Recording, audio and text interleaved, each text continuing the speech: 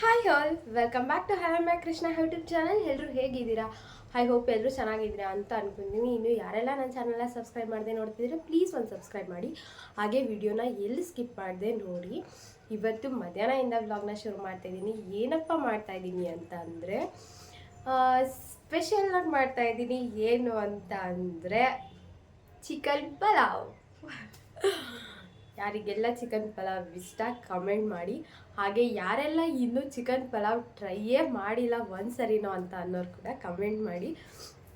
ಹಾಗೆ ಇವತ್ತು ಚಿಕನ್ ಪಲಾವ್ನ ಸಿಂಪಲ್ಲಾಗಿ ಎಷ್ಟು ಬೇಗ ಮಾಡ್ಕೊಬೋದು ಅನ್ನೋದನ್ನು ತೋರಿಸ್ತಾ ಇದ್ದೀನಿ.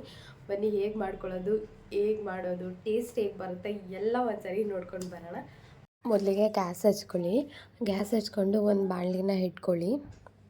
ಬಾಣಲಿ ಸ್ವಲ್ಪ ಬಿಸಿ ಆಗೋಷ್ಟರಲ್ಲಿ ಏನೇನು ಬೇಕು ಅಂತ ಹೇಳ್ತೀನಿ. ಒಂದು ಈರುಳ್ಳಿ, ಒಂದು ಗೆಡ್ಡೆ ಬೆಳ್ಳುಳ್ಳಿ, 1 ಇಂಚಷ್ಟು ಶುಂಠಿ, ಒಂದು 4ರಿಂದ 5 ಹಸಿರು ಮೆಣಸಿನ್ಕಾಯಿ, ಒಂದು 6ರಿಂದ 7 ಮೆಣಸು, ಒಂದು ಪೀಸ್ ಚಕ್ಕೆ, ಒಂದು 4 ಲವಂಗ ತೊಗೊಂಡಿದ್ದೀನಿ. ಅದಾದಮೇಲೆ ಇಲ್ಲಿ ಬಾಣಲಿಗೆ 1ರಿಂದ 2 ಸ್ಪೂನಷ್ಟು ಆಯಿಲ್ ಹಾಕ್ಕೊಳ್ಳಿ. ಆಯಿಲ್ ಹಾಕ್ಕೊಂಡು ನೀವೇನು ಐಟಮ್ನ ಎತ್ತಿಟ್ಕೊಂಡಿರ್ತೀರ ಅದನ್ನೆಲ್ಲ ಒಟ್ಟಿಗೆ ಆಯಿಲ್ ಒಳಗೆ ಹಾಕ್ಕೊಂಡು ನೀಟಾಗಿ ಫ್ರೈ ಮಾಡ್ಕೊಳ್ಳಿ. ಇದೇನು ಜಾಸ್ತಿ ಫ್ರೈ ಆಗಬೇಕು ಅನ್ನೋದು ಏನಿರಲ್ಲ. ಒಂದು ಸ್ವಲ್ಪ ಆನಿಯನ್ ಕಲರ್ ಚೇಂಜ್ ಆಗೋಷ್ಟು ಫ್ರೈ ಮಾಡಿಕೊಂಡ್ರೆ ಸಾಕಾಗುತ್ತೆ. ನೋಡಿ, ಒಂದಿಷ್ಟು ಫ್ರೈ ಆದರೆ ಸಾಕು. ಜಾಸ್ತಿ ಏನು ಫ್ರೈ ಆಗಬೇಕು ಅನ್ನೋದು ಏನಿಲ್ಲ. ಯಾಕೆಂತಂದರೆ ಇದನ್ನು ಮತ್ತೆ ಕುಕ್ಕರ್ಗೆ ಹಾಕಿ ಬೇಯಿಸ್ತೀವಲ್ಲ, ಸೊ ಹಾಗಾಗಿ ಜಾಸ್ತಿ ಏನು ಬೇಕಾಗಿಲ್ಲ. ಇವಾಗ ಒಂದು ಕುಕ್ಕರ್ನ ಇಟ್ಕೊಂಡು ಅದಕ್ಕೆ ಒಂದು 3 ಟೇಬಲ್ ಸ್ಪೂನಷ್ಟು ಆಯಿಲ್ನ ಹಾಕ್ಕೊಳ್ಳಿ. ಮತ್ತು 2 ಟೇಬಲ್ ಸ್ಪೂನಷ್ಟು ತುಪ್ಪನ ಹಾಕ್ಕೊಳ್ಳಿ. ನಾನಿಲ್ಲಿ GRB ಅವ್ರದ್ದು ಅಂಗಡಿ ತುಪ್ಪನೇ ಯೂಸ್ ಮಾಡ್ತಾಯಿದ್ದೀನಿ. ನೀವು ಮನೆಯಲ್ಲಿ ಯಾವುದಿರುತ್ತೋ ಅದನ್ನು ಯೂಸ್ ಮಾಡ್ಕೊಬೋದು. ಅದು ಸ್ವಲ್ಪ ಆಯಿಲ್ ಬಿಸಿ ಆಗಲಿ. ನೋಡಿ, ಇಷ್ಟೆಲ್ಲ ಐಟಮ್ನ ತೊಗೊಂಡಿದ್ದೀನಿ ನಾನಿಲ್ಲಿ ಒಗ್ಗರಣೆಗೆ. ಏನೇನು ಅಂತ ಹಾಗೆ ಹೇಳ್ತೀನಿ. ಬರ್ಕೊಳ್ಳೋಂಗಿದ್ರೆ ಬರ್ಕೊಳ್ಳಿ, ಇಲ್ಲಾಂದರೆ ವೀಡಿಯೋನೇ ಫಾಲೋ ಮಾಡ್ಕೊಳ್ಳೋಂಗಿದ್ರೆ ವಿಡಿಯೋನ ಫಾಲೋ ಮಾಡ್ಕೊಬೋದು, ಇಲ್ಲ ವೀಡಿಯೋನ ಸೇವ್ ಮಾಡಿ ಇಟ್ಕೊಳ್ಳಿ.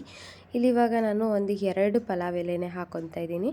ಮತ್ತು ಚಕ್ಕೆ, ಲವಂಗ, ಮರಾಠಿ ಮೊಗ್ಗು, ಸೋಂಪು, ಕೇಸರಿ ಮತ್ತು ಸ್ಟಾರ್ ಹೂವು ಎಲ್ಲ ಹಾಕ್ಕೊಂಡಿದ್ದೀನಿ. ಪಲಾವ್ ಐಟಮ್ ಏನೇನು ಎಲ್ಲ ಹಾಕಿದ್ದೀನಿ. ಮತ್ತು ಇಲ್ಲಿ 1 ಇಂಚು ಶುಂಠಿ ಮತ್ತು ಒಂದು 4ರಿಂದ 5 ಹೆಸರು ಬೆಳ್ಳುಳ್ಳಿನ ಚಾಪ್ ಮಾಡಿ ಹಾಕ್ಕೊಂಡಿದ್ದೀನಿ. ಮತ್ತು ಒಂದು 5ರಿಂದ 6 ಹಸಿರು ಮೆಣಸಿನ್ಕಾಯಿನ ಉದ್ದುದಾಗಿ ಹೆಚ್ಕೊಂಡಿದ್ದೀನಿ. ನೀವಿಲ್ಲಿ ಹಸಿರು ಮೆಣಸಿನ್ಕಾಯಿ ನಿಮ್ಮ ಖಾರಕ್ಕೆ ಎಷ್ಟು ಬೇಕೋ ಅಷ್ಟನ್ನು ನೋಡಿಕೊಂಡು ಹಾಕ್ಕೊಳ್ಳಿ. ಮತ್ತು ಇಲ್ಲಿ ನಾನು ಒಂದು ದೊಡ್ಡದಾಗಿರೋ ಈರುಳ್ಳಿನ ಉದ್ದುದಕ್ಕೆ ಕಟ್ ಮಾಡಿ ಹಾಕ್ಕೊತಾ ಇದ್ದೀನಿ. ಮತ್ತು 1 ಕಪ್ಪಷ್ಟು ಪುದೀನ ಹಾಕ್ಕೊತಾ ಇದ್ದೀನಿ. ಮತ್ತು 1 ಕಪ್ಪಷ್ಟು ಕೊತ್ತಂಬರಿನ ಹಾಕ್ಕೊತಾ ಇದ್ದೀನಿ. ಎರಡನ್ನೂ ಹಾಕ್ಕೊಂಡು ಸ್ವಲ್ಪ ನೀಟಾಗಿ ಫ್ರೈ ಮಾಡ್ಕೊಳ್ಳಿ. ಅದು ಸ್ವಲ್ಪ ನೀಟಾಗಿ ಫ್ರೈ ಮಾಡಿ ಕೊತ್ತಂಬರಿ ಫ್ಲೇವರು ಬಿಡೋವರೆಗೂ ಫ್ರೈ ಮಾಡಿಕೊಂಡ್ರೆ ಸಾಕಾಗುತ್ತೆ. ಅದಾದಮೇಲೆ ನಾನಿಲ್ಲಿ ಒಂದು ಅರ್ಧ kg ಚಿಕನ್ನ ತೊಗೊಂಡಿದ್ದೀನಿ. ಚಿಕನ್ನ ಒಂದು 2 ಸರಿ ವಾಶ್ ಮಾಡಿ ತೊಗೊಳ್ಳಿ. ಅದಾದಮೇಲೆ ನೀವಿಲ್ಲಿ ಚಿಕನ್ನ ಹಾಕ್ಕೊಳ್ಳಿ.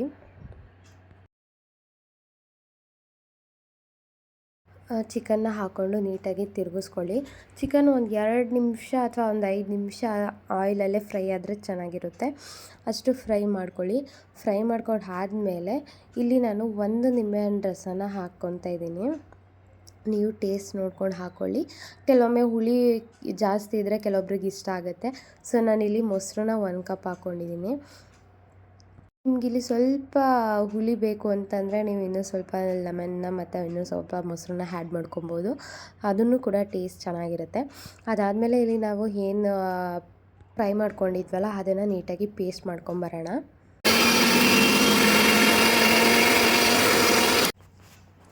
ನೋಡಿ, ಇಷ್ಟು ಪೇಸ್ಟ್ ಆದರೆ ಸಾಕು. ನೋಡಿ, ಇದಕ್ಕೆ ನಾವು ಯಾವುದೇ ರೀತಿ ಕೊತ್ತಂಬರಿ ಏನೂ ಬೆಳೆಸಿಲ್ಲ ಅಲ್ವಾ, ಅದು ಕಲರು ಏನೂ ಚೇಂಜ್ ಆಗಿಲ್ಲ. ಸೇಮ್ ನಿಮಗೆ ನಾವು ಮೈಸೂರಲ್ಲಿ ಹನುಮಂತು ಪಲಾವ್ ತಿಂತೀವಲ್ಲ, ಸೇಮ್ ಅದೇ ಫೀಲ್ ಬರುತ್ತೆ. ಮತ್ತು ಇವಾಗ ನೀವು ನೀರನ್ನು ನೋಡಿಕೊಂಡು ಎಷ್ಟು ನೀವು ಅಕ್ಕಿ ತೊಗೊಂಡಿದ್ರೋ ಅಷ್ಟು ನೀರನ್ನು ಹಾಕ್ಕೊಂಡು ಮಿಕ್ಸ್ ಮಾಡ್ಕೊಳ್ಳಿ.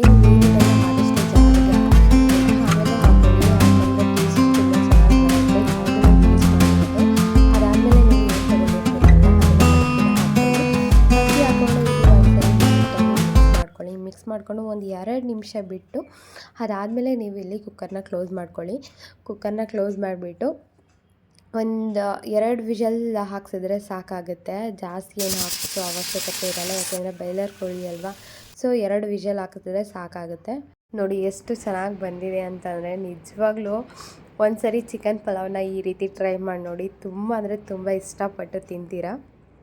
ಹೊರಗಡೆ ನೀವು ಚಿಕನ್ ಪಲಾವ್ನ ಟೇಸ್ಟ್ ಮಾಡಿರ್ತೀರೋ ಏನೋ ಗೊತ್ತಿಲ್ಲ, ಒಂದ್ಸರಿ ಮನೇಲಿ ಈ ಥರ ಟ್ರೈ ಮಾಡಿ, ತುಂಬ ಇಷ್ಟಪಡ್ತೀರಾ.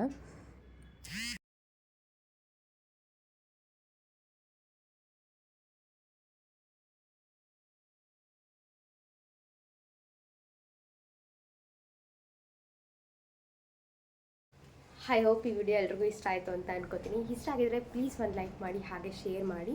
ನಿಮ್ಮ ಅನಿಸಿಕೆ ಏನಾದರೂ ಇತ್ತು ಅಂತಂದರೆ ಕಮೆಂಟ್ ಮೂಲಕ ತಿಳಿಸಿ. ಹಾಗೆ ರೆಸಿಪಿನ ಮನೆಯಲ್ಲಿ ಟ್ರೈ ಮಾಡಿ, ಟೇಸ್ಟ್ ಮಾಡಿ, ಕಮೆಂಟಲ್ಲಿ ತಿಳಿಸೋದನ್ನ ಮರಿಬೇಡಿ.